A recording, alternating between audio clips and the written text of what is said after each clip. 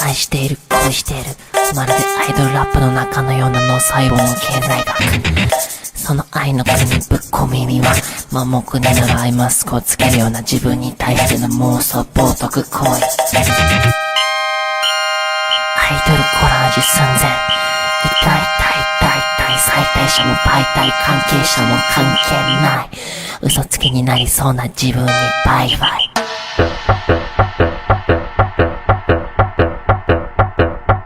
どこまでも進むかれることを恐れながらまだ先を見据えていくのかどうかまたその感覚を忘れませんように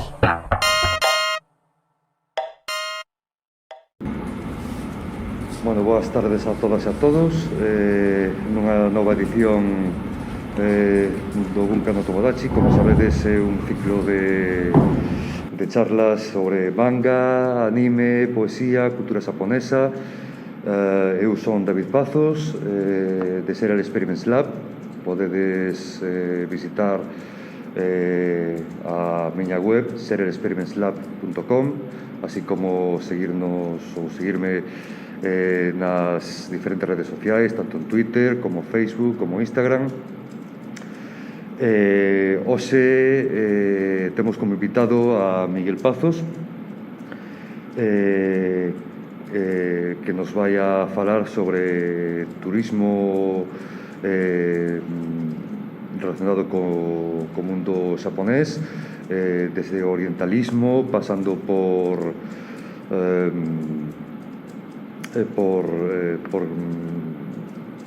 turismo cinematográfico, turismo fílmico, en fin. Miguel Pazos é licenciado en Xeografía pola Universidade de Santiago, a día de hoxe é doutor en Xeografía. A súa tese xira en torno á mobilidade da poboación en Galicia Occidental, o eixe urbano atlántico galego, e ademais é director do CETUR, e a súa liña de investigación xira tamén ao redor da xeografía do transporte e a xeografía do turismo. Para comezar, imos a poñer unha pequena introducción.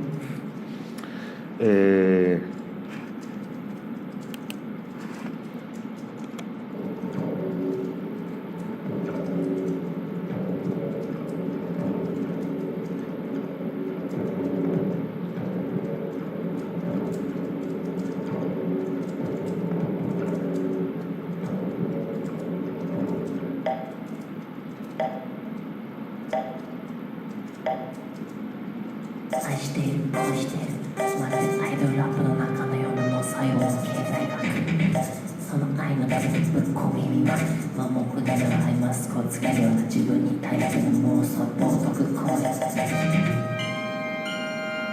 ドルコラージュ寸前痛い最大者も媒体関係者も関係ない嘘つきになりそうな自分にバイバイ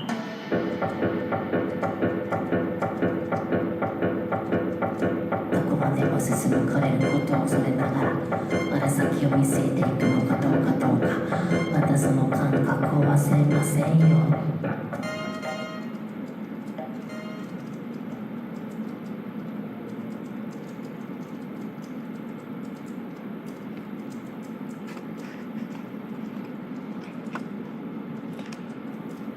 Bueno, como podedes ver, a charla xira en torno ao turismo otaku. Comezará Miguel falándonos de uns aspectos que me parecen bastante significativos para comprender do que se falará despois acerca do propio movemento do turismo otaku experiencial que desde Occidente vemos como algo exótico y y excepcional. Decía Lafcadio Hearn, que era un orientalista británico, que para comprender a beleza dun xardín xaponés é necesario entender, ou polo menos aprender a entender a beleza da pedra. E polo tanto, esta frase creo que marca un pouco o inicio da charla que dá comezo agora mesmo con Miguel.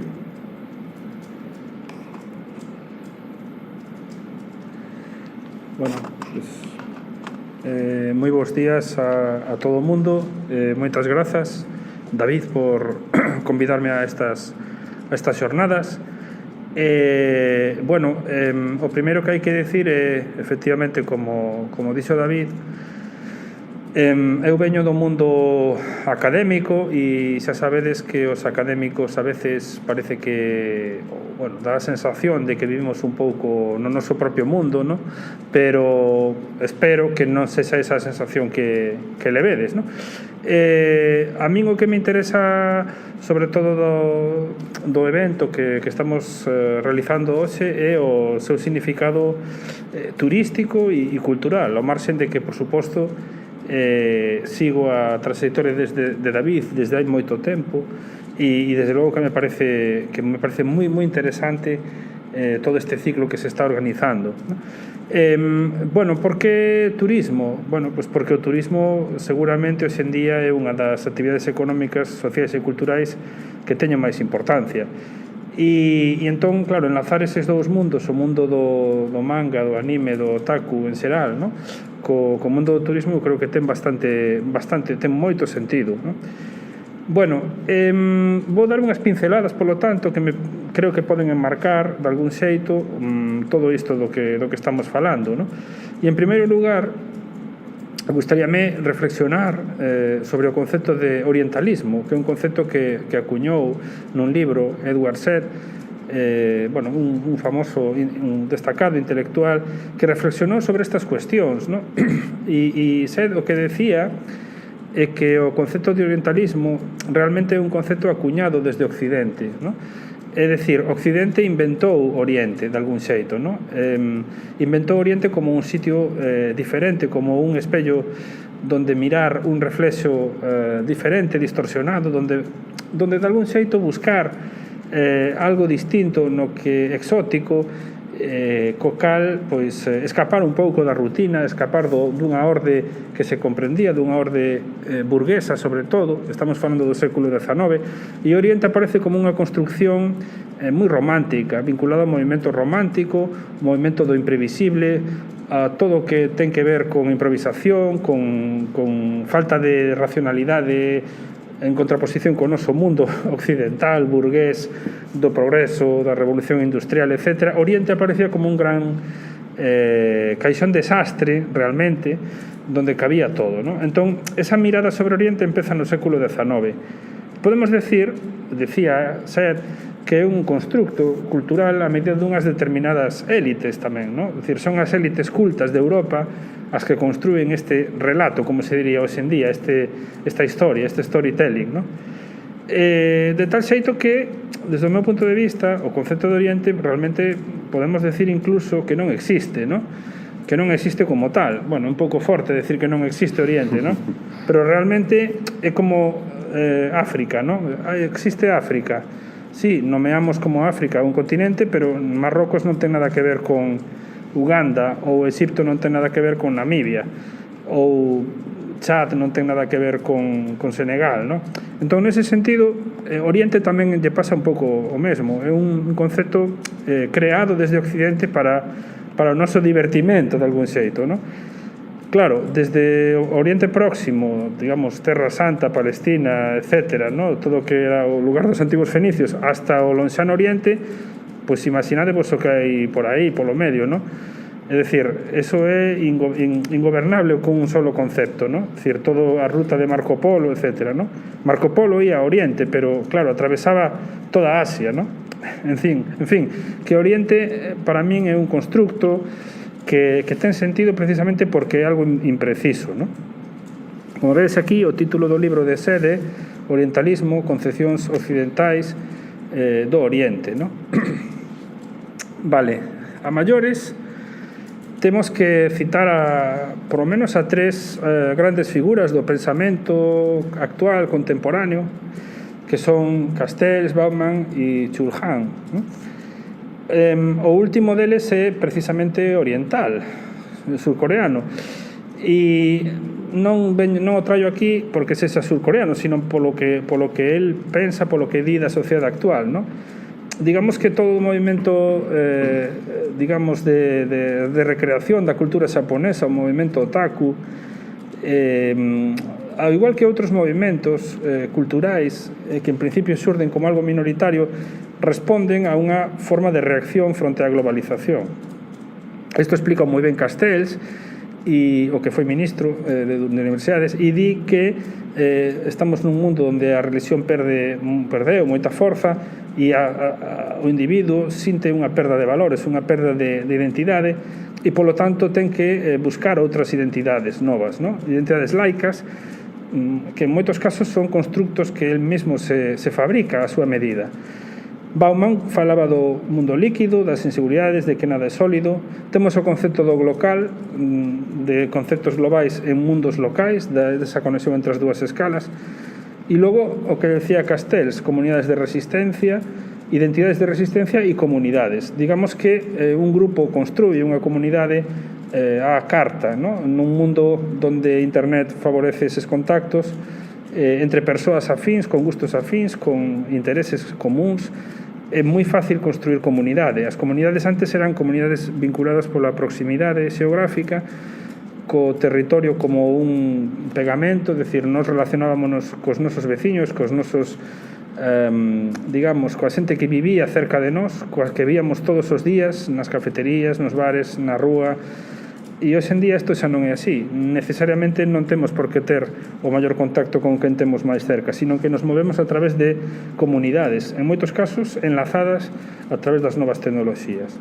Bueno, Miguel, de feito, xa que mencionas a Bauman, que é un dos meus pensadores favoritos, coa súa teoría ou coa súa tese do mundo líquido, creo que está máis vicente que nunca, posto que en concreto para o tema que se está tratando hoxe aquí, creo que é moi importante esa falta de desapego entre individuos e sociedade, na cal as relacións tanto de parella como de amizades non son tan longas como eran fai 20, 30 anos, e polo tanto supoño que iso repercute a hora de facer turismo. É dicir, entendo que se pode diferenciar entre o turista e o viaxeiro. Pode ser así. Sí, realmente un pouco vamos nesa liña, ¿no? E é un pouco así, bueno, é moi así, ¿no? Realmente o turismo contemporáneo entra dentro de esquemas baumanianos de superficialidade, de liquidez. Cada vez viaxamos máis. Bueno, estou falando do mundo prepandémico, claro. Esperemos que agora podamos deixar a pandemia definitivamente atrás, pero sí, efectivamente o que se detecta é que a xente viaxa cada vez máis e as estadías que fai a xente son cada vez máis curtas. É como unha especie de picoteo, ¿no? Entón, temos que distinguir entre turistas e viaxeiros. En principio, todos nos definimos como viaxeiros. Calquera de nós decimos, non, eu son viaxeiro, non son turista. Pero, en calquera caso, todos nos comportamos dun xeito moi semellante e tendemos, sobre todo, a ser turistas máis que viaxeiros, ¿no? É dicir, todos nos creemos seguramente diferentes, pero todos tendemos a ser moi semellantes, ¿no? Entón, claro, hai un consumo de lugares, ¿no? Hai, por exemplo, John Urry falaba de consuming places, ¿no? Consumindo os lugares, ¿no? Etiquetando lugares, coleccionando lugares, geolocalizando lugares, poñendo nas redes sociais lugares, ¿no? E isto é un pouco algo que sí sucede, ¿no? Logo, claro, temos que pensar que o turismo ten unha importancia crecente na economía mundial. Por exemplo, en Galicia supón máis do 10% do PIB e que é unha actividade prescindible, porque evidentemente podemos prescindir dela, isto vímolo na pandemia, ¿no? É dicir, podemos vivir sin turismo, ¿no? É dicir, outra cosa é que vivamos ben, non podemos vivir sin comer, por exemplo, ¿no? Ou sin beber, pero sí, ou sin dormir, pero sí podemos vivir sin turismo, ¿no? En cambio, desde o noso punto de vista e no noso sistema de valores e na nosa vida diaria, o turismo xa é algo imprescindible, está asumido como unha necesidade dentro da nosa formación e da nosa vida e das nosas aspiracións, ¿no? E o que facían os turistas antes e o que fan agora, bueno, pues nesto tamén hai que decir que hubo un cambio moi drástico. Antes o turista basicamente era un turista pasivo que quería comer, tomar o sol, dormir e descansar. E hoxe en día o turismo máis ben é todo o contrario, ¿no? Sigue existindo ese turista tradicional, pero non é de extrañar que esa xente que volva de facer turismo máis cansado, máis canso do que foi cando marchou, ¿no? Porque o turismo consiste en ter vivencias, en ter experiencias, en facer un pouco digamos, de o que non faz no día a día, ¿no? E iso só podes facelo implicándote e, por suposto, sendo moi activo e moi activa na túa forma de facer turismo, ¿no? Por eso falamos do turismo vivencial, do turismo experiencial, do turismo en xeral contemporáneo, ¿no? E cal é o futuro do turismo pandémico? Bueno, eu penso que pode ser moi semellante ao que era antes, pero tamén temos que ter en conta o contexto no que estamos de crise enerxética e isto non sabemos a día de hoxe en que medida pode condicionar. Desde logo, a día de hoxe está afectando, sin dúbida, pero veremos a ver como evoluciona. Importancia enorme do turismo urbano tamén, no turismo. Antes era un turismo moito máis de praia, fundamentalmente, clara dimensión cultural. Hai segmentos que viaxan de por sí, cousa que non pasaba antes, ¿no?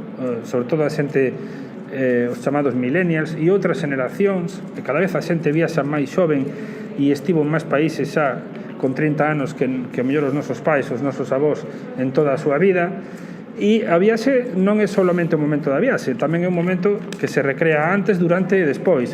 No caso dos otakus, probablemente esa viaxe é a culminación de moitos anos de preparación e de moitos anos de soñar con ir a Xapón, con ir a Tokio, con ir aos lugares de referencia, ¿no? Bueno, e despois tamén, claro, as viaxes compartes nas redes sociais, sobre as viaxes escríbese, publicanse fotografías, vídeos, etc., ¿no? Logo, tamén hai que pensar que as novas tecnoloxías desempeñan un papel básico porque a xente autoorganízase. Viaxes a carta, sabáticos, viaxes da miña vida, por exemplo, ¿no?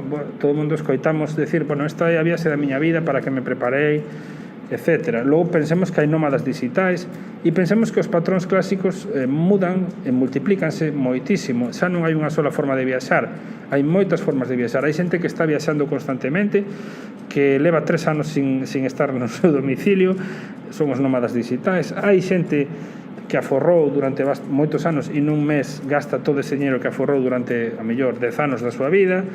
É dicir, que son as viaxes moi buscadas, moi perseguidas e moi soñadas, ¿no?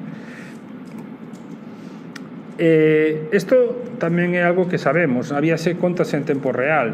De feito, os bloggers e os travel bloggers e os escritores de viaxes realmente están nos contando cada vez máis en tempo real as viaxes, ¿no? O concepto antes era de guías, libros. Un iba a unha librería e decía, deme unha guía de viaxe de Xapón, ¿no? Hoxe en día, por suposto, sigue habendo guías, pero a maior parte da xente xa non se informa a través deses libros, porque os libros enseguida pasan de este tipo de libros con información práctica e útil, enseguida caducan, digamos, ¿no? E ademais, para que pagar por algo que temos gratuito na rede, ¿no? Prosumidores, todos todos creamos e consumimos contido. Bueno, aquí hai que decir que eu tampouco estou totalmente de acordo con que non se compren guías, ¿no? Creo que a guía de viaxe e os libros de viaxe son produtos refinados, produtos moi acabados, e anímovos a que sigades comprando guías de viaxe, É dicir, tampouco é o mesmo un libro como produto de viaxe ou un libro, unha novela de viaxes ou un libro de narrativa de viaxes que a información que podemos sacar de páxinas web, ¿no? Pero bueno, o certo é que a xente cada vez máis adquire a información dese xeito, non?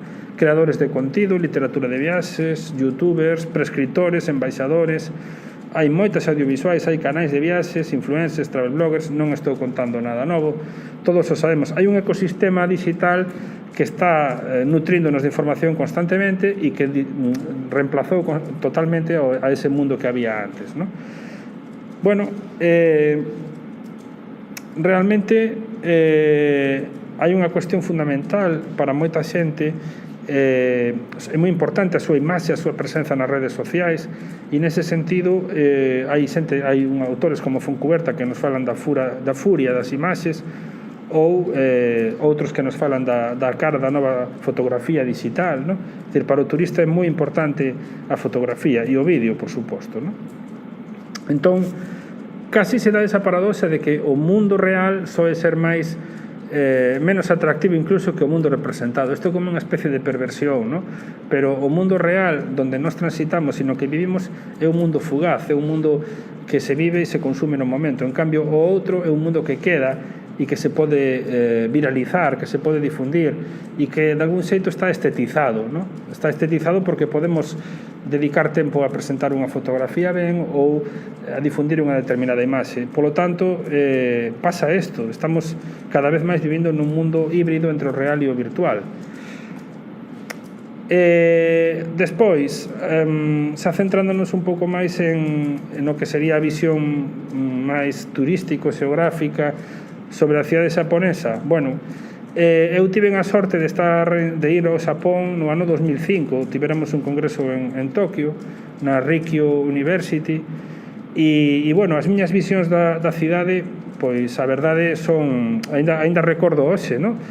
Evidentemente, o primeiro que experimenta un occidental ali é unha sensación bueno, sorprendente, un pouco como a película Lost in Translation, que supoño que todo o mundo viu, pero é esa sensación de desconcerto por un mundo que funciona como un reloxo, pero do que non comprendemos as lóxicas, porque precisamente, e retomo a idea do que decíamos ao principio, o orientalismo, ¿no? Esa sensación, ese buscar algo distinto, ese buscar escapar da rutina, pues, cando vimos a Xapón realmente sí que o notamos, e por eso penso que é tan atractivo, porque é un mundo moi diferente, ¿no? E logo tamén ten a ventaxa de que está occidentalizado en canto a digamos, ao sistema económico, ¿no? E a uns determinados patróns de funcionamento que nos fan que consideremos a Xapón un país formalmente en moitos casos occidental, ¿no? É dicir, a forma de vestir da xente, vemos a xente con traxe e corbata, a economía é unha economía capitalista total, como aquí,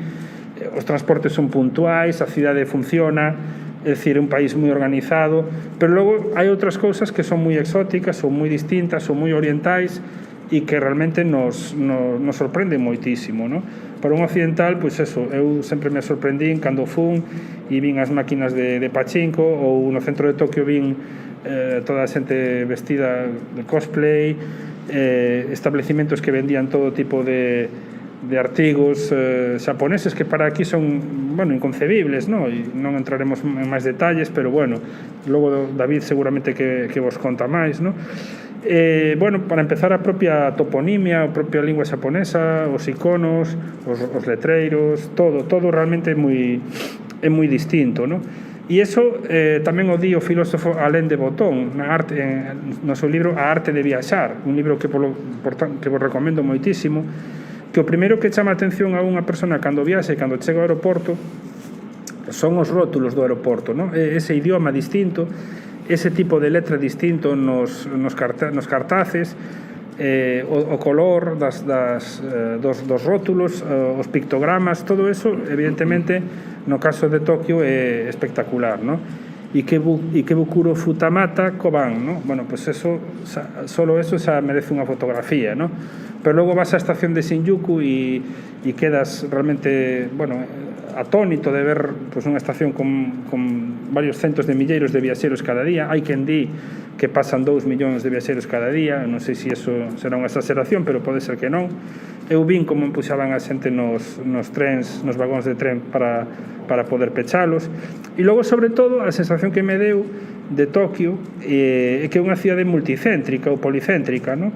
aquí temos moi claro que, digamos, as cidades teñen un centro moi claro, e Tokio originalmente tamén o foi, en torno ao Palacio Imperial, non? Aquí tedes unha imaxe miña en torno ao Palacio Imperial, pero logo a Tokio moderna é unha cidade que desbordou completamente todo iso, e é unha cidade con moitos polos, con moitos barrios, con moitos lugares centrais dentro dela, non? Entonces é unha especie de como de xungla urbana. Vedes aquí esta imaxe, vedes as alturas dos edificios son moi dispares entre sí, non? Logo é unha cidade que non se acaba nunca. Recordo o traxecto do aeroporto ao centro da cidade, non? Creo que aterramos en Narita, me parece, e realmente, pois, bueno, un traxecto de casi unha hora e pico, decir, bueno, logo a sensación tamén de non entender, non? Porque a veces non todo está en inglés, e bueno, eu xa digo, nunca, sinceramente, non son unha persoa que ata o momento actual realmente nunca me metín en profundidade no fenómeno do manga, pero sí o vivín indirectamente de cerca, e realmente sí que me quedei moi impresionado co que vin, non? Lembro que no ano 2005, por exemplo, en España aínda non era nada habitual que os teléfonos se conectasen a internet, non? E estábamos co 3G, me parece, todavía, non? E ali xa todo o mundo tiña o seu teléfono con conexión a internet. Non existía Twitter, nin Instagram, nin nada, pero era xusto un momento no que a xente empezaba a poder navegar por internet polos móviles. E lembro ir a unha cervecería e falar con xente local de ali, e enseguida buscaban todo no móvil, en internet e tal, e nos mirábamos e decíamos, pero isto como pode ser, non? Porque realmente aquí eso non sucedía. Tamén me lembro de que era unha cidade que como é moi compacta, en altura, os edificios, había bares en altura, cafeterías en altura. É dicir, teño unha serie de experiencias moi interesantes, ou as autoestradas en varios niveis, as gradas, non? Como se iban as rampas das autoestradas metendo polo medio dos edificios, etc. E sobre todo unha sensación de ser algo, de estar nun entorno moi urbano, non? Moi urbano, moi anónimo, pero salpicado de unha grande identidade, non? De ser unha cousa un pouco contradictoria, pero ali veíase claramente, non? Estás en un lugar moi anónimo, moi urbano, moi contemporáneo, pero ao mesmo tempo con unha gran personalidade, e logo había un sentimento de vida, de alegría polas rúas, non? Debía ser no centro sobre todo, que había moito turismo e moita xente en plan festivo. Estamos falando tamén do mes de agosto, non? Pero basicamente esas son as miñas vivencias de Tokio, e creo que nese contexto hai que entender o turismo otaku, que eu creo que no fondo é unha especie de peregrinación aos santos lugares, santos entre aspas, ¿no? que nutren a imaginación de moita xente que está toda unha vida aficionándose. Evidentemente, cando un empeza a aficionarse por algo, só aficionarse de adolescente ou de xoven, etc., e non só ter os recursos económicos para viaxar, pero máis adiante, se conserva esa afición, a viaxe acaba sendo unha promesa que un se fai a sí mesmo e que acaba cristalizando, ¿no? E iso dá lugar a este tipo de turismo, ¿no? Que eu creo que é unha forma moi contemporánea de enfocar a cultura e a sociedade, ¿no? E xa, pola miña parte, vou terminando. Hai turismo inducido polo cine, literatura, cómic, manga, anime. Todos sabemos que cada vez máis a xente viaxa aos lugares onde se rodou unha determinada película ou unha determinada serie. Por suposto, de Xogo de Tronos todos o sabemos, o de San Juan de Gaztalugache no País Vasco, pero sabemos de sobra que a xente peregrina tamén a Nova Zelanda para ver os lugares do Señor dos Anéis. A literatura é exactamente igual, non? É dicir, hai xente que vai a San Petersburgo para ver os lugares de Crimen e Castigo de Dostoyevsky, non? E eso, o sea, ese tipo de turismo sempre existiu. Que sexa máis ou menos digamos, masivo ou non, bueno, eso é outra cousa, pero eso sempre existiu, non? Que é o que sucede? Que as novas tecnoloxías e a necesidade que ten a xente de dar contidos e de crear contidos xenera cada vez máis esa necesidade, non?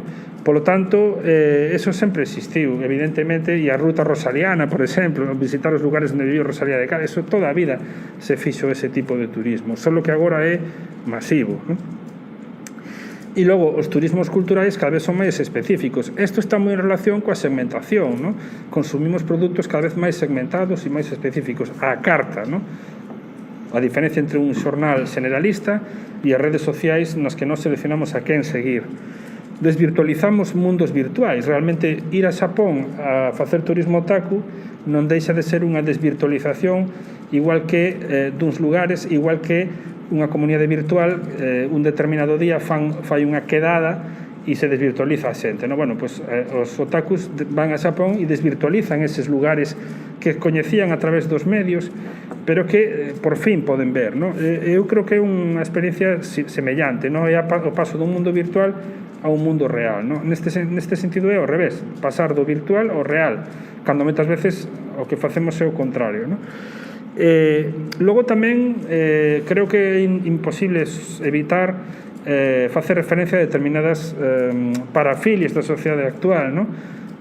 O coleccionismo, a especialización, a obsesión, no? Unha certa perversión tamén, no? En determinadas formas de facer, bueno, de materializarse este tipo de turismo compulsivo, ao mellor, si cadra, de visitar lugares, pois eso, de xogo, como as salas de pachinko, outro tipo de lugares, no? Os cafés de cosplay, é dicir, bueno, de algún xeito é unha especie de, pois eso, de obsesión, pero é que moito do turismo actual vai nesa liña, é dicir, a semana pasada estiven con xente que está traballando no tema do turismo de eclipses, que se me diredes non ten moito que ver con isto, quitando que Xapón é o país do sol nacente, e claro, hai todo un mundo de turismo vinculado a eclipses, de cazadores de eclipses que van por todo o mundo, e é que eso, unha vez que entras aí, é un mundo en sí mesmo, ¿no? É dicir, o mundo de hoxe, sabedes que hai nicho para cousas moi concretas e moi específicas, e hai moita xente traballando nesto e hai moitísimas referencias, exactamente igual que o turismo otaku, porque para min, que isto é un tema máis ben, non é un tema central para min, é un tema máis ben lateral, ¿no? Evidentemente, cando entrei na rede para ver un pouco a cantidade de teses, de traballos fin de grado, de máster, artigos de investigación, recursos de turismo otaku que había, quedei realmente sorprendido. Sabía que había moito desto, pero quedei realmente sorprendido, e así yo dixen a David, da cantidad de información que había, ¿no? Porque, bueno, diste, bueno, pues será un tema que sí, que está de moda, ¿no? Pero non é que este de moda, é que está sendo un tema absolutamente masivo, ¿no? E hai moita xente traballando este tema desde Latinoamérica, desde Perú, desde Colombia, desde todas partes, ¿no? Sí, porque Latinoamérica é un punto no que se concentra moita xente aficionada ao manga, ao anime, á cultura japonesa, precisamente pois países como Perú, Chile, Venezuela, Uruguai, que están bastante preto de Xapón en canto a tempo de viaxe, teñen auténtica obsesión coa cultura xaponesa.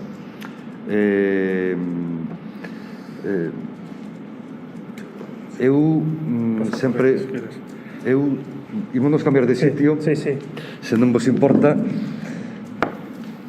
Eu sempre comezo as charlas sobre o mundo xaponés e o mundo otaku citando a Paul Éluard, ese filósofo, pensador, poeta francés que nun momento dado dixo que existen outros mundos pero están neste. E precisamente é o que ocorre con Xapón e é o que nos ocorre a nós cando visitamos Xapón. Xapón a priori é un mundo exótico, e efectivamente é un mundo exótico, é un mundo diferente. Cando un chega, como ben decía Miguel, ao aeroporto de Narita, o primeiro que ve son os letreiros, a xente indo en motociclos,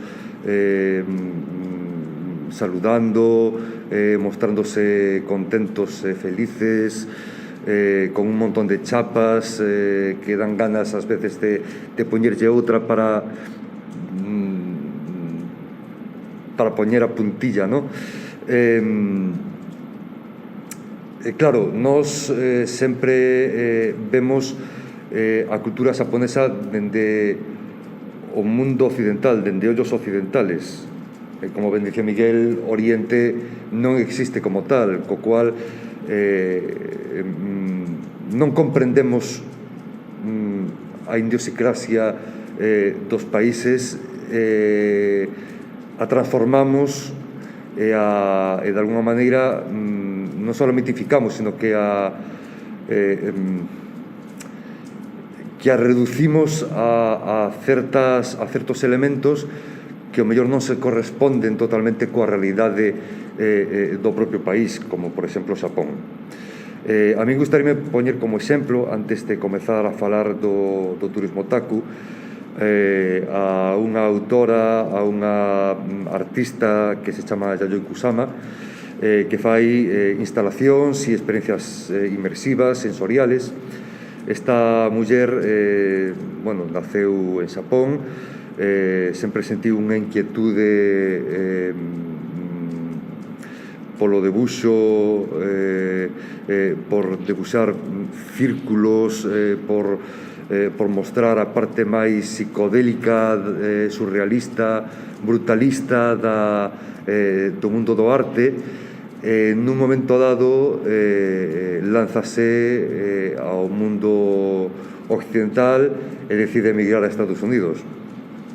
Isto, para un xaponés, ou para unha xaponesa neste caso, ten un hándicap, e é que cando un xaponés chega a un mundo que non é o seu, sufre, como moitos outros ou como moitas outras persoas, racismo, malas miradas,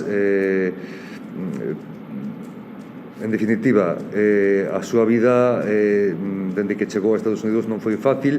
Sen embargo, conseguiu facerse un oco no mundo do arte contemporáneo, ata tal punto que, fai pouco, fará un ano e medio, saiu un documental sobre Yayoi Kusama, na cal se conta como Andy Warhol, o gran reputado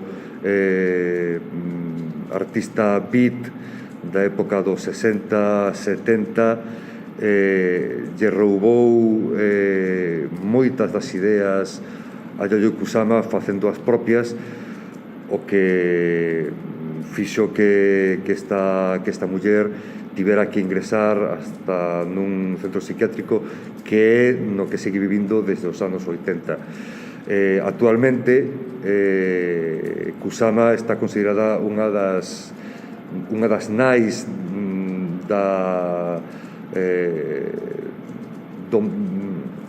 digamos que do panorama artístico pictórico xaponés, dos máis importantes non só Xapón, sino tamén a nivel mundial. A súa visión traspasa fronteiras. Moitos artistas manga, moitos artistas anime a teñen como referencia, sobre todo para animes de carácter experimental, non tan mainstream como se soen ver en cadenas públicas ou máis generalistas, non? Que ao mellor aquí non chegan ata España tanto como algúns quixéramos, pero, a día de hoxe podese visitar en Tokio o seu estudio, ver as súas obras. En definitiva, digamos que é un artista que enlaza tamén moito con Haruki Murakami, que ten colaborado facendo anuncios para Louis Vuitton, e que ten unha clara influencia en Yayoi Kusama. Por suposto, Xapón ten unha cantidade de centros neurálxicos nos cales poder facer que a túa visita ou a vosa visita sexa unha experiencia única e irrepetible. Proba disto é o turismo fílmico. Podemos ver nunha primeira imaxe a Scarlett Johansson en Lost in Translation. É unha foto, aínda que non apareza, é unha foto tomada cerca do cruce de Shibuya, que é un dos puntos máis visitados de Tokio e de Xapón. Por outra parte, temos nunha segunda foto o cartaz luminoso dunha empresa que se chama Glico, que nos anos 50, 60 xa é un icono pop, non só a nivel Xapón, sino tamén a nivel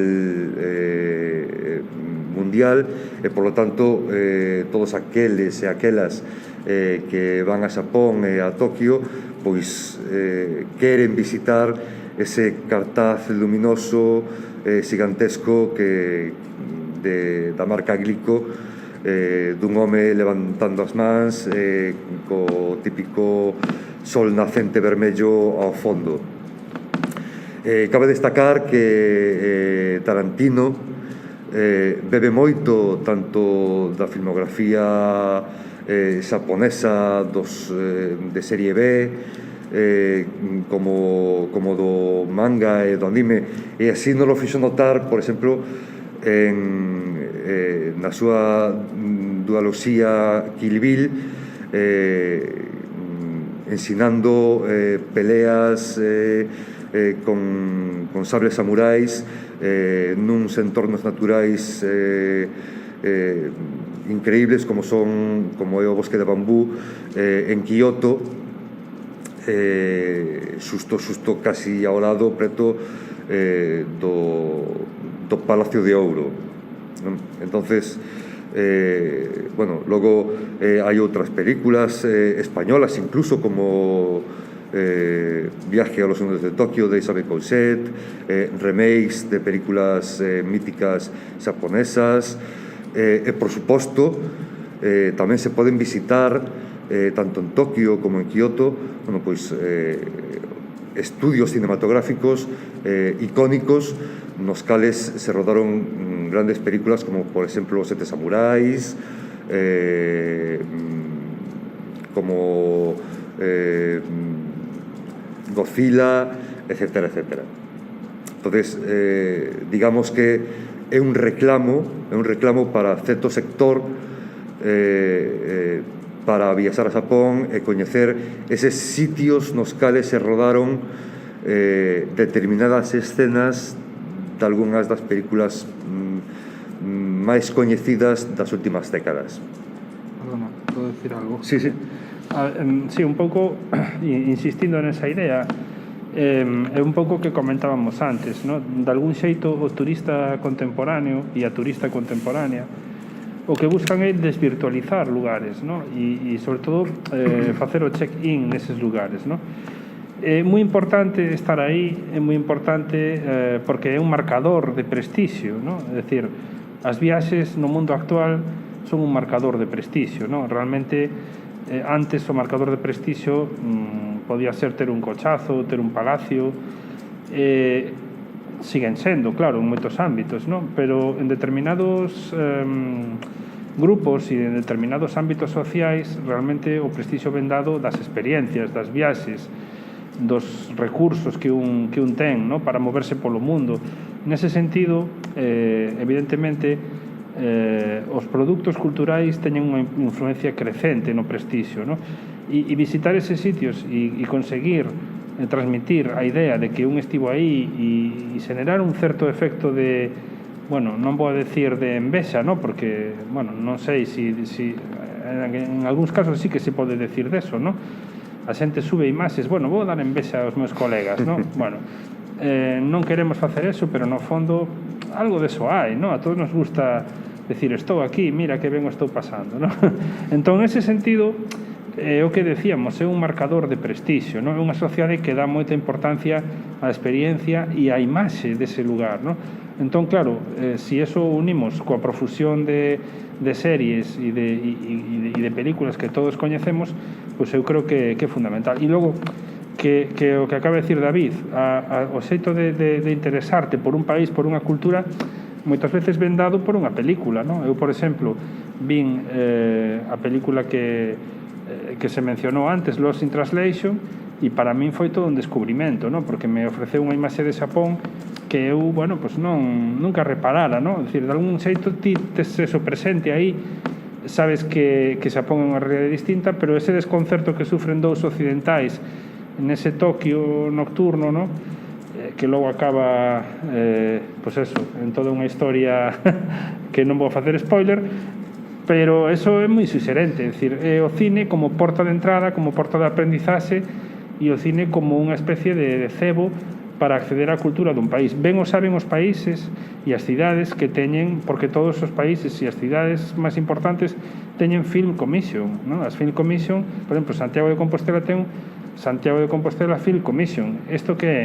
Bueno, pois é unha entidade que se financia con diñeiro público, que está encargada de captar películas e que facilita aos produtores a rodaxe de determinadas películas. Por qué? Bueno, pois porque se entende que dentro da promoción turística o feito de que unha cidade apareza nunha película fai moito máis ao mellor que 50 campañas convencionais. Tedes o exemplo de Vicky Cristina Barcelona, ¿no? Outro dos exemplos que sempre se poñen. Bueno, pois é así, ¿no? Realmente, hoxe en día, as formas de facer marketing turístico van moito por aí, e o turismo fílmico tamén está en relación con que hai unhas estrategias moi claras desde os planificadores e os xestores do turismo das cidades, das comunidades autónomas, etcétera, para este tipo de cuestións, ou igual que a película The Way, ¿no? De Emilio Estevez, ¿no? Bueno, pues eso fai máis ao mellor por atraer peregrinos e turistas ao Camiño de Santiago que ao mellor unha campaña convencional, ¿no? Entón, a veces este efecto está buscado polos propios responsables, polos propios políticos, etcétera, e outras veces ven de rebote, ¿no? É dicir, non sempre hai películas que fan moito por un territorio para que os turistas o visiten, que se fixeron ao marxen de todas estas dinámicas, e outras películas que foron feitas con unha intención moi clara de servir como cebos para a facer marketing turístico, ¿no? Entón, o tema do cine e das series realmente sí que é moi interesante, ¿no? Porque é promoción turística e nós non nos damos conta. Estamos vendo a película e a nos entran unhas ganas tolas de ir a Tokio, ¿no? Pero nós non sabemos ao mellor que hai detrás deso. Ao mellor hai unha simple casualidade, ou ao mellor é que alguén, algún organismo puxo moito diñeiro encima da mesa. Exacto. E está todo moi pensado para xenerar esa ansia de coñecer de repente Tokio, ¿no? Bueno, seguindo un pouco co turismo fílmico, acabo de recordar unha película de Ridley Scott, Blade Runner. Para min Blade Runner sempre se dixo que o boom polo mundo xaponés aquí en Occidente sempre foi o manga e o anime Akira no 89, 92. Sen embargo, creo que a estética de Ridley Scott en Blade Runner, con esas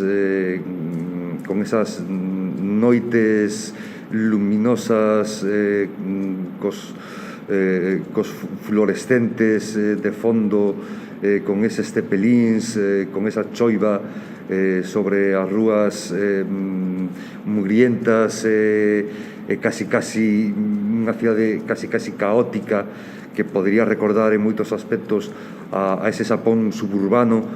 Eu creo que é a clave para empezar a que realmente empeza a marcar un punto de inflexión para que os occidentais queran mirar hacia ese Xapón descoñecido que ata entón non existía para os nosos ollos.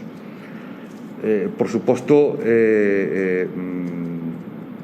tanto manga de Akira como anime de Akira, que foron, digamos que o gran boom en Occidente, en España tamén, pódese decir que bebe, curiosamente, en moitos aspectos, dunha visión occidental dun artista occidental. Por lo tanto, hai un intercambio cultural nunca visto ata ese momento, que se traslada aos propios aficionados do manga e o anime. Sin embargo, cando chegamos a Xapón, eu tamén tiven a gran sorte de visitar Xapón nunha desas viaxes da nosa vida, como comentaba Miguel antes, posto que tiven a sorte de que cando me casei ca miña parella, bueno, pois tanto os meus amigos e amigas, bueno, pois nos regalaron unha viaxe a Xapón, e un ten unha imaxe moi idealizada de determinadas cidades, e sin embargo, cando un chega ali, resulta que o que un pensaba, o que un vía nos documentales, nas guías editadas, o que vía nas series de televisión, nos mangas, nos animes, resulta que hai unha parte que ten certa verdade e outra parte que se escapa do noso entendemento. A moda, o estilo de vestir, a capacidade de adoptar un produto foráneo, adaptalo, facelo seu, renovalo, e que se transforme nun novo produto que non ten nada que ver con aquel que chegou a eles, ademais para o propio consumo xaponés, porque eles son un país moi pechado, guetizado, que non exportan, ou polo menos non son eles os que queren exportar ou importar os produtos a Occidente. Levan un estilo de vida que baila entre as novas tecnoloxías, a tradición. Eu sempre recordo camiñar por un barrio moi popular en Xapón como Shinjuku, rodeado de grandes rañaceos, e de repente aparecer nunha estreita rúa con vegetación, con un pequeno río surcando a rúa, ese ruido constante das langostas, das cigarras, que tanto nos recordan a algúns dos animes máis famosos, cando están en plena natureza, ese mundo contemplativo, pero na propia cidade, no meollo da nova tecnoloxía, con un Buda no centro e un rañaceos xusto detrás. Eso creo que para min foi un impacto moi grande, atoparme con esa dualidade entre o Xapón tradicional e o Xapón tecnolóxico. Por suposto, o Xapón otaku ten infinidade de formas e de elementos nos cales un aficionado ao manga ou anime, ou non aficionado, ou simplemente unha persona interesada por descubrir ese mundo, que ao mellor non é aficionado, decide visitar eses lugares icónicos e peregrinar a eses puntos chave, como pode ser unha escultura de Astro Boy, personaxe clásico de Osamu Tezuka, denominado o dios do manga. Ao mesmo tempo, museos como o Museo do propio Tezuka, nunha destas fotos podemos ver tamén outro icono dun dos seus mangas que se chama Fénix. Logo, outra das fotos que podedes ver é outro museo dedicado ao mundo manga Gekiga, que é un manga que nace nos 60, 70, entra en contraposición co manga máis comercial, autores que logo foron recoñecidos a nivel mundial, e que bueno, pódense visitar originales, acetatos, tanto de anime como originais e bocetos de manga. Logo, cando houbo todo o boom dunha serie que xira en torno ao mundo dos robots, que en Xapón se chaman mechas ou mechas, con Evangelion, resulta que en Xapón existe unha ruta na cal se poden visitar os diferentes puntos nos que se desenrola ou se desenvolven as diferentes accións ao longo do propio manga e o anime. Algo moi curioso de Xapón é que os propios xaponeses influen no propio occidental para acudir a algúns dos seus icónicos centros de diversión. Por exemplo, os karaokes. A idea que temos nós de karaoke, ben sabemos que é, bueno, pois vas a un bar de copas, estás un pouco contento, e cando xa estás un pouco contento, pois dis, bueno, pois agora xa non me importa cantar porque estou solto, porque o estou pasando ben. Sin embargo, en Xapón é algo diferente, é un punto de encontro entre amigos, é máis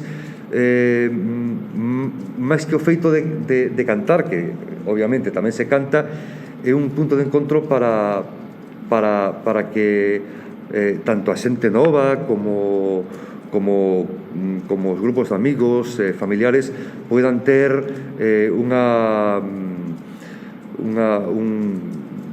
un punto no cal se sinten liberados desa carga de traballo, desa carga tan forte que sufren ao longo da semana, porque, como ben sabedes, o 90% dos traballadores, e digo ben traballadores, non traballadoras, digo traballadores, chamanlles salarimans, é dicir, homes que viven por e para o traballo e para a empresa, algo que se ve moi ben reflectido en mangas e animes como, por exemplo, Shin-chan, que mostra a realidade dunha familia de clase media xaponesa.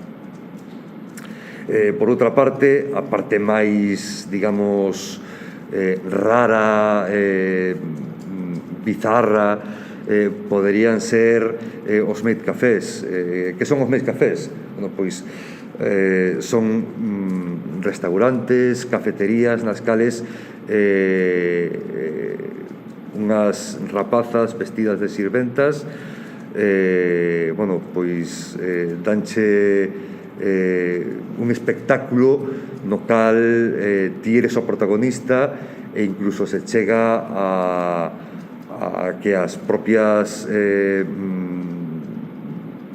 sirventas, por chamarlas de alguna maneira, che dean de comer xusto na boca. É dicir, o que facemos cos nosos fillos cando son pequenos, de aí va el avión con a cucharita, bueno, pois eso mesmo o fan as traballadoras dos maid café.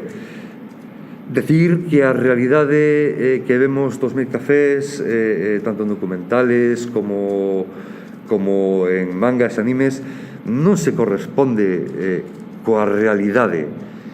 É dicir, cando un vai por unha rúa de calquera cidade de Xapón pode observar como diante dos maid cafés as propias traballadoras, que soen ser rapazas que xiran en torno aos 16 aos 18 ou 20 anos, normalmente universitarias ou rapazas que están na preparatoria para a universidade, están vestidas de forma rechamante, pero con un cartel colgado do pescozo que pon traducción literaria: fotos no, por favor, porque as condicións de traballo que teñen estas rapazas é realmente deleznable. Por eso, cando fun a Xapón non quixen entrar en ningún maid café. Ignoro si os que estades hoxe aquí estivestedes en Xapón e entrastedes e disfrutastedes deste tipo de restaurantes. Eu, en concreto, non contribuiría a este tipo de economía no cal as rapazas se ven sometidas a unha carga de traballo precaria, económica e socialmente mal vista polos propios xaponeses. Sin embargo, en contraposición a esto, podemos ver que en Kioto está o gran museo nacional dedicado ao manga, no cal teñen, mangas dende os anos 30, con ese manga primisenio editado en revistas que hoxe en día casi están xa esquecidas por moitos dos aficionados ao manga ou anime, pasando por revistas de gran popularidade como Revista Garo. Pódense ler mangas antigos, actuais, vaise renovando a propia biblioteca, pódense ver diferentes vídeos, vidas de autores e autoras. É un lugar, digamos que sacrosanto, por decirlo de alguna maneira, en Kioto e en todo Xapón, que calqueira aficionado ao manga e ao anime debería visitar.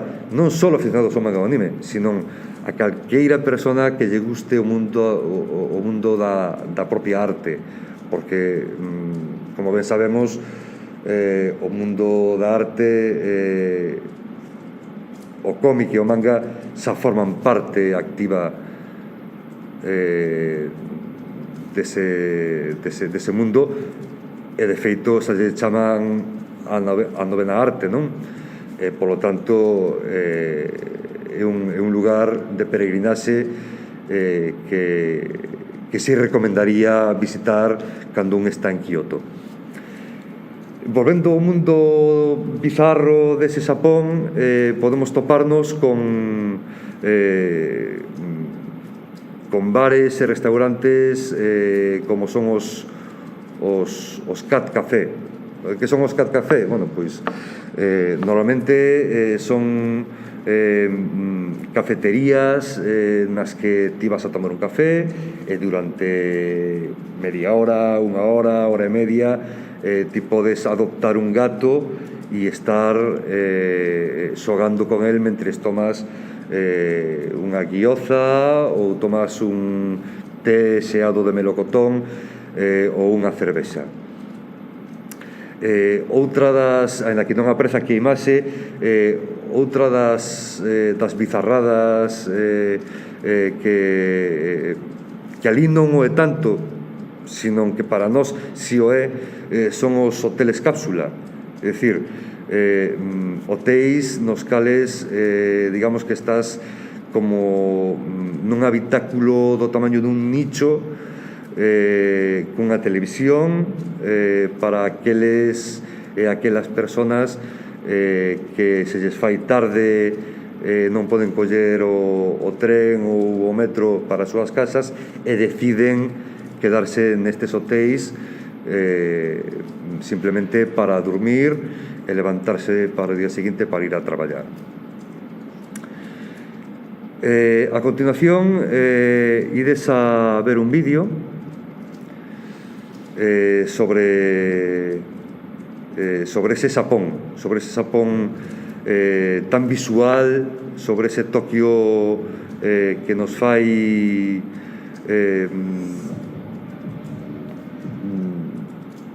querer ir hacia allí. En definitiva, ese Sapón quixera en torno entre o tradicional e o tecnolóxico, como comentábamos antes.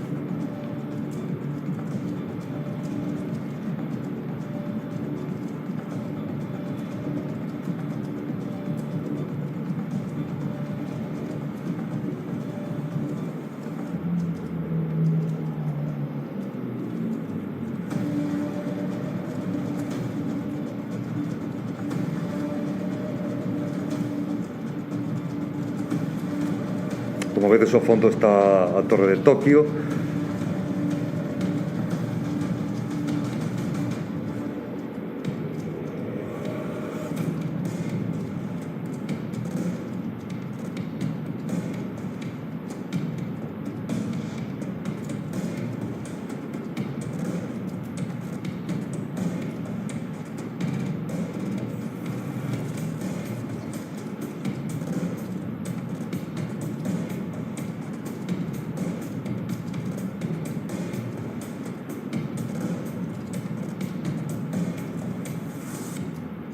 A natureza de Sapón como alma poética, o cruce de Shibuya que comentábamos antes.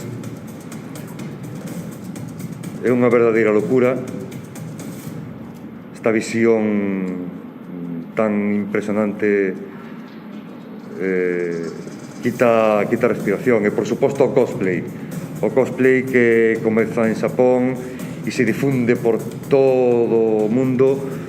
É algo que os aficionados ao manga, ao anime, aos videoxogos teñen moi presente cando un vai a Sapón, querer visitar eses lugares, esas convencións das que despois falaremos.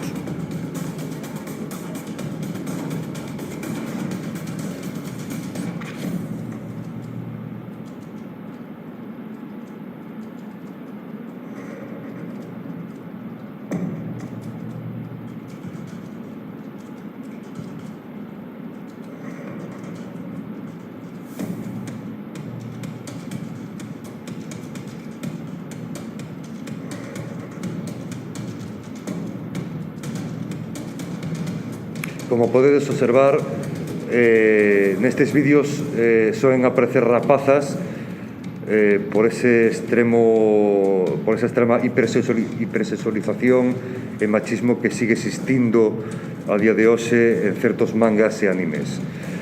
Aquí podedes ver unha das librerías máis famosas de venta de manga e merchandising de Sapón, que é a librería Mandarake, que se non me equivoco hai 3 librerías en Tokio, na cal se pode atopar, bueno, pois desde artbooks, acetatos, figuras, mangas, libros sobre autores e autoras, revistas do mundo do manga, do anime, do mundo do cosplay, en definitiva, todo que un otaku ou unha otaku desexa atopar. Por suposto, ten varias plantas, cada unha dedicada a un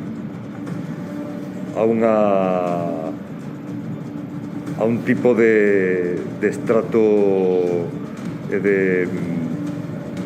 de cliente determinado.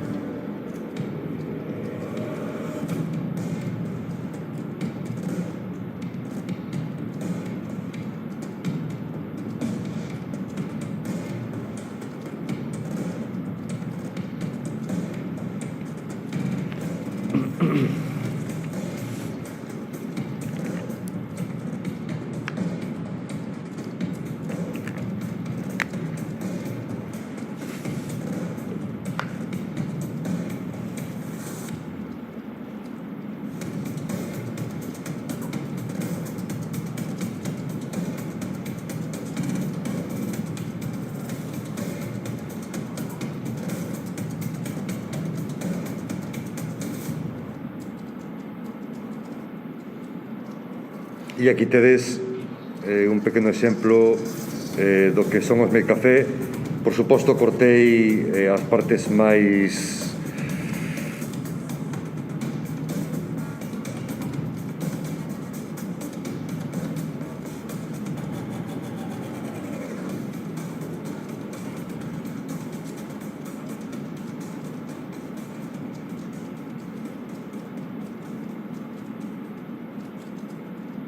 Bueno, eu non sei que opinará Miguel acerca deste mundo dos Mailcafé, dos Catcafé, ese mundo que atrae tanto aos aficionados otakus e que sin embargo a algúns de nós nos parecen en certa medida cousas de outro mundo, non? Bueno, en primeiro lugar, a min prodúceme sorpresa, ¿no? Porque é un mundo que me resulta alleo, ¿no?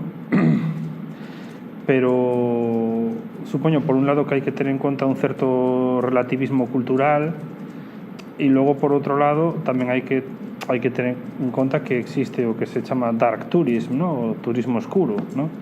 É dicir, os lados máis oscuros do ser humano existen, ¿no? E hai moitos tipos de turismo que non son éticos e que non son, desde o meu punto de vista, válidos, ¿no? Non coñezo suficientemente estes tipos de establecimentos, pero, bueno, en principio non me parece que a miña visión poida ser moi favorable, ¿no? En todo caso, xa digo, hai moitos turismos así, ¿no? É dicir, se empezamos a ver as cifras que moven determinados tipos de turismo no mundo, pois sí que nos atopamos con que se move moito diñeiro con aspectos que non sempre son éticos nin desexables, ¿no? Bueno, un tema delicado. Sí, un deles podría ser, por poñer un exemplo así moi coñecido, pois podría ser a casa de atrás de Ana Frank, non? Sería, por exemplo, un exemplo de ata que punto ético, aínda que ben é certo que é unha fundación a que ten a custodia desta casa, ata que punto ético vender o sufrimento dunha persona. Sí, a ver, ese debate sempre existe, ¿no? Por exemplo, xente que vai a Auschwitz e saca selfies rindo, ¿no? É dicir, bueno, ou por exemplo, cando estaba en plena erupción o volcán da Palma, había xente que iba ali a velo, ¿no? Desde, co objetivo de sacarse fotos co volcán, ¿no?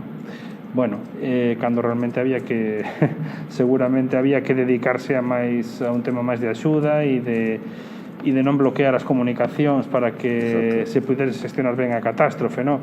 Entón o ser humano sempre ten esa vertente, eu creo, sórdida, no? Ou, bueno, sí, por decirlo de algún xeito, no? Evidentemente, a mí me parece que aquí hai unha componente de explotación grande, no? E despois do que dixo David aínda, pois dada a idade das camareiras, digamos, pois tamén, ¿no? Entón, bueno, para min me parece un pouco, eu creo que prescindible, ¿no? Que creo que podemos prescindir diso, pero evidentemente en calquera manifestación humana sempre hai un lado para o sórdido ou para o, bueno, pues, inconfesable tamén, ¿no? Bueno, seguindo un pouco co mundo otaku, a mí gustaríame dar unhas pequenas pautas de cal é o significado do propio termo otaku, non? Bueno, pois este termo defínese para aquelas persoas que son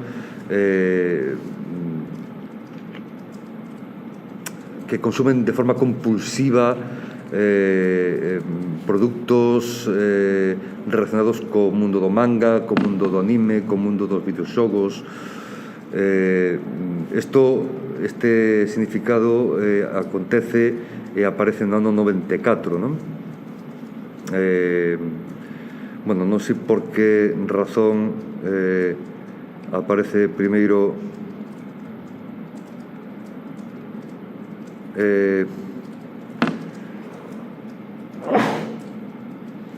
aparecía primeiro unha diapositiva que non era a correcta. Bueno, no 1983 é cando realmente nace o concepto de otaku. Nace nunha revista que se chama Manga Bukanko, como término para aquelas personas que sinten unha desaforada afición ao manga e ao anime. Posteriormente, no ano 89, xurde un certo medo en Xapón aos otakus. Digo medo porque nese ano precisamente no que se estrea o manga Akira, aparece o denominado asesino otaku, Tatsuyo Miyazaki, e os habitantes obviamente tiñan moito medo de cruzarse con estes aficionados ao mundo do manga e do anime. Posteriormente, 3 anos despois, coa aparición e co boom internacional de animes como La tumba de las luciérnagas de Hayao Miyazaki, ou Akira de Kazuhiro Otomo, ou Dragon Ball de Akira Toriyama, comeza a haber un auxe non só en Xapón, sino tamén na propia Europa, en Estados Unidos. Comezase a comprar licencias en Italia, en Francia, en Estados Unidos, en España, da man de Planeta de Agostini. Todos recordamos comprar por 150 pesetas aqueles comic books de grapa de Dragon Ball ou de Alita Ángel de Combate. Crece exponencialmente en todo o mundo e non só en Xapón, ande que eles non se dan conta da tremenda repercusión que está tendo a cultura otaku en Occidente. Como decía antes, no ano 94 o significado xa comeza a ter ese carácter de aficionado exacerbado pola compra compulsiva e consumista de calquer tipo de produto de anime, manga, videoxogos.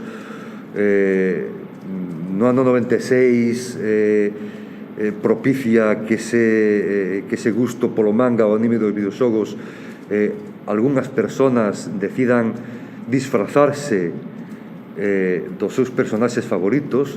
De feito, cosplay é unha mezcla de cross and play, que é xogar cos digamos que cos roles, non? Cos roles. De feito, a xente que fai cosplay non só se disfraza, sino que adopta o propio rol da personaxe que está da cal está disfrazada e interpreta o seu papel como se fose esa personaxe. No 2002 xa é a expansión total. O termo otaku xa está en todo o mundo, en boca de todos e todas as persoas, coñezan ou non coñezan o mundo do manga e o anime, e polo tanto con el tamén ven, sobre todo en Occidente, ese certo escepticismo hacia aquelas persoas que comulgan non só co termo, sino coa forma de vida do propio otaku.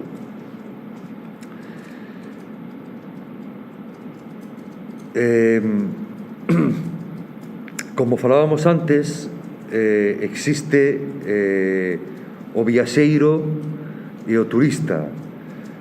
O viaxeiro é moi diferente ao turista. O viaxeiro casi fai unha peregrinaxe a aqueles sitios que máis interesan, apartando aqueles outros sitios que sí son interesantes para o resto dos visitantes de Xapón, pero que para eles non ten sentido, porque o que máis lles interesa son as referencias e os lugares onde se desenrolan as películas, os mangas, os animes. Temos varios exemplos moi cercanos. Por exemplo, temos Your Name, que durante a súa saída en cines foi un hito tremendo.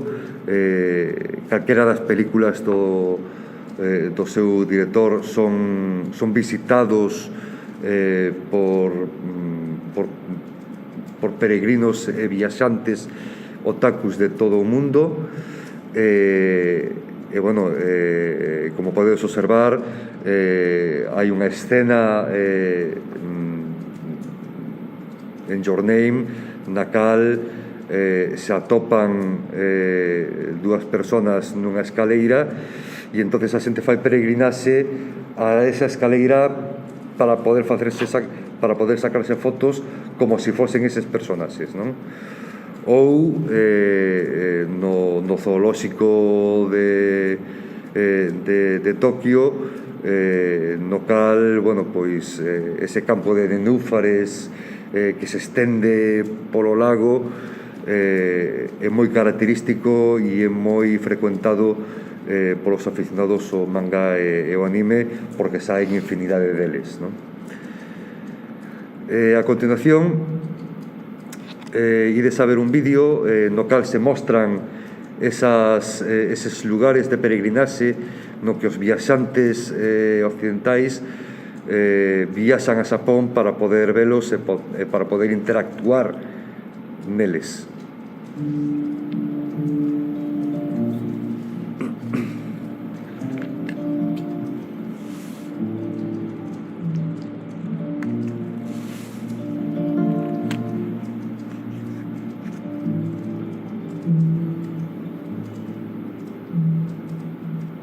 Winter city side, crystal bits of snowflakes all around my head in the wind. I know you. Como podes observar, a imaxe da esquerda é a imaxe do anime e a da dereita é a imaxe real da localización real. Now it's history I see. Here's my comeback on the road again. Things will happen while they can. I will wait here for my man tonight. It's easy when you're big in Japan. When you're big in Japan. Tonight, big in Japan. Big in Japan. Where the eastern sea is so blue. Big in Japan. Alright, big and I'll sleep by your Bueno, no me voy a alargar side. mucho con la historia, porque sí Things are easy gran marco Bueno. detrás de ella. when you're big. Como podedes observar, este é o manga 20th Century Boys, no cal, bueno, pois podese observar a Torre do Sol, que foi construída para a Expo de Osaka do ano 1969, se non me equivoco, na cal se pode observar como a través da historia se van contando Now it's history. acontecementos apocalípticos a través da propia escultura, Things will happen. que ademais é un icono en Xapón. Aquí temos un anime que se chama Higurashi no Naku Koroni. É un paraxe precioso. Como podes observar, é prácticamente idéntico ao real ao anime. É, por suposto, el Jardín de las Palabras, que é xusto en Naito, xusto en Kioto.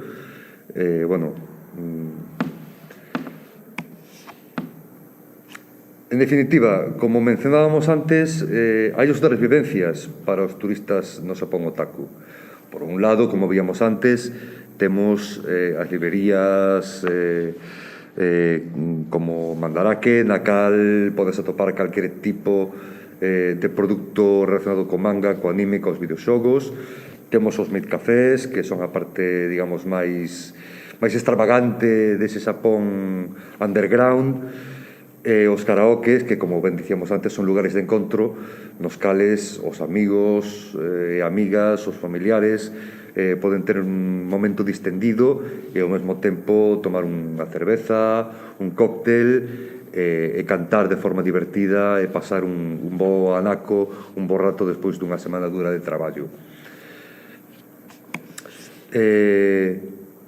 Cabe señalar, como decíamos antes, que outro lugar de peregrinaxe por parte dos viaxeiros, tamén de turistas, son o Museo Ghibli, no cal podemos atopar diferentes atraccións, esculturas orixinais, tanto de o seu dono, Hayao Miyazaki, que ademais é o director de moitas das súas películas, o Museo do Manga de Kioto ou o Museo de Tezuka, que, como decíamos antes, está considerado xa non só en Xapón, senón tamén en Occidente como o deus do manga. Pero Xapón é un sitio raro, porque ao contrario do que pasa aquí, que lle dedicamos esculturas a personaxes reales. Aquí en Coruña temos un exemplo en pleno centro da cidade, nos cantóns, pois no que hai esculturas de grandes literatos e literatas. En Xapón teñamos en conta que o seu PIB vive en gran parte da venta do manga e do anime, e polo tanto podemos atoparnos con cousas como son esculturas a personaxes anime. Tedes ao Capitán Harlock, que é un personaxe dos anos 70, personaxes máis actuais como son Ataque aos Titáns, que tivo unha repercusión a nivel internacional, non só en Xapón, estratosférica. Non só, ademais, se construíron as propias esculturas, sino que ademais se fixo o muro que aparece no propio manga e no anime, e, por suposto, un dos grandes iconos do manga e do anime xaponés, que é o Detective Conan, que digamos que é un personaxe ao máis puro estilo Sherlock Holmes. Pero en Xapón a xente non só vai a visitar os museos, as esculturas, os meat cafés, sino que ademais vai a visitar convencións de todo tipo e en calquer sitio. Como podemos observar, a máis famosa de todas as convencións seguramente sexa o Comiket, que se fai en Tokio e que acuden durante os 3 días que se fai, infinidade de persoas, xa non só xaponeses, sino occidentais, en busca de rarezas, de figuras, de merchandising, de autores que non están editados por editoriais, pero que si están facendo os seus propios fanzines, que en Xapón se chama doujinshis. Outra das grandes convencións que se fan é o World Cosplay de Nagoya, nas que se reúnen cosplayers de todo o mundo, representantes que gañaron convencións nos seus países e que compiten para gañar o premio ao mellor cosplay tanto individual como grupal de todo o mundo, e isto faise en Nagoya no World Cosplay. Por último, o Jam Festa, que é unha que se fai en Chiba, unha cidade cercana a Xapón, entre Kyoto e Xapón. A Jam Festa é unha convención organizada pola Shonen Jump, que é unha revista moi coñecida que edita pois, os grandes shonens tanto da nosa infancia como os shonens máis actuales, como poden ser Dragon Ball, One Piece, Ataque a los Titanes, Fullmetal Alchemist, etc, etc, etc. Non me gustaría terminar esta parte da visita ao mundo otaku, ao mundo da cultura popular xaponesa, sen olvidarnos de que en Xapón hai infinidade de esculturas, como mencionábamos antes, pero unha sobresae entre todas, e é a escultura de Godzilla, que se atopa no barrio de Shinjuku, en Tokio, e que pertence a un dos grandes hoteles da cidade, un 5 estrelas. Ahora mismo non recordo o nome do hotel, pero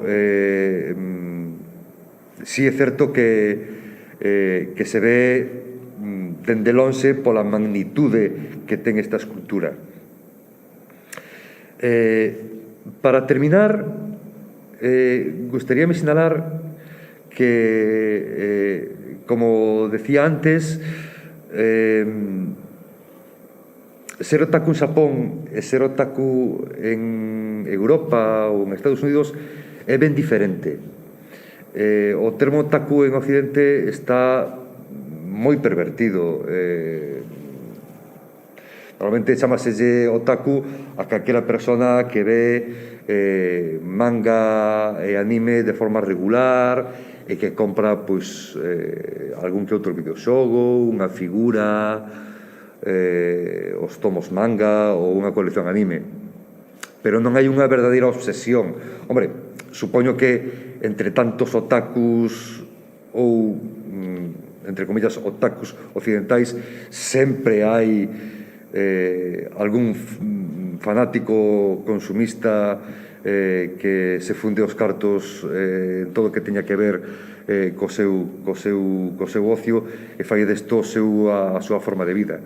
Sin embargo, en Xapón os otakus teñen non só a pasión, sino a forma de vida en forma de consumo total destes artigos e rarezas que teñen que ver co manga, co anime, co videoxogo, co cosplay, e polo tanto digamos que hai que diferenciar entre ser otaku, que realmente aquí poderíamos dicir que seríamos os frikis do manga e o anime e os videoxogos, cando en Xapón serías otaku de verdade.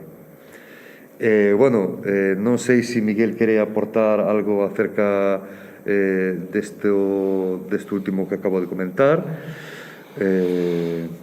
Sí, bueno, nada, simplemente quero reiterar o agradecemento por participar nesta sesión de hoxe. Bueno, a miña idea é que tamén este achegamento a todos estes fenómenos ten que ser claramente pluridisciplinar, non?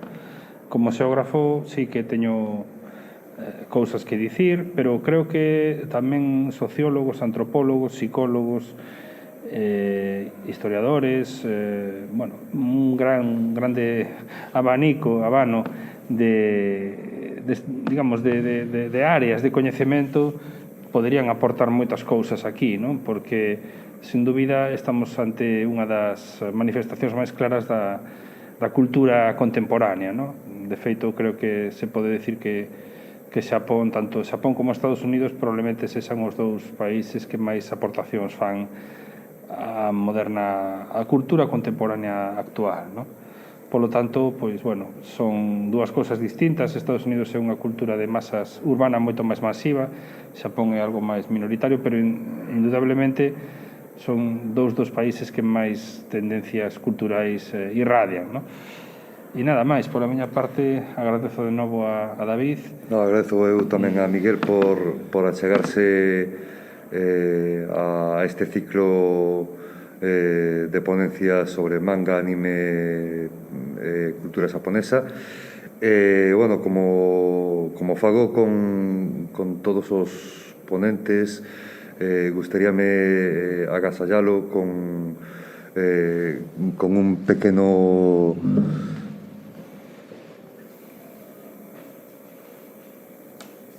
con unha pequena mostra de agradecemento que espero sexa do seu agrado. Moitas gracias. Moitas grazas.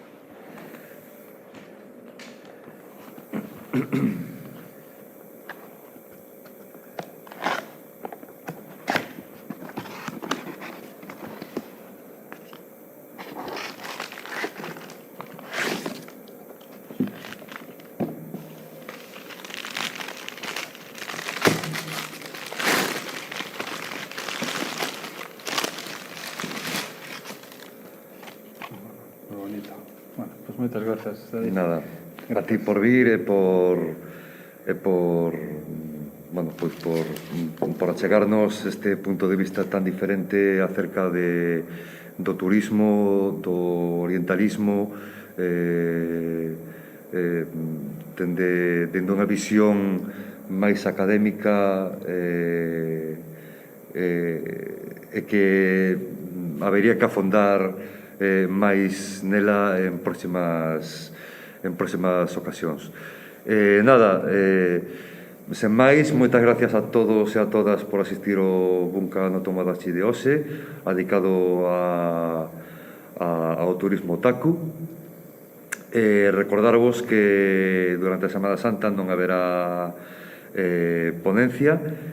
A próxima será o día 22 deste mes, con Pablo Pizarro dando unha charla sobre as similitudes entre a cociña galega e a xaponesa. Decirvos tamén que ese mesmo día, ao rematar a propia ponencia de Pablo Pizarro, haberá unha cata, co cual anímovos a todas e a todos a acudir e disfrutar non só da charla, sino dun bo anaco de empanada e un bo viño mencía, o sea que o que se tercie. Bueno, pois damos por terminada esta sesión de hoxe. Moitas gracias a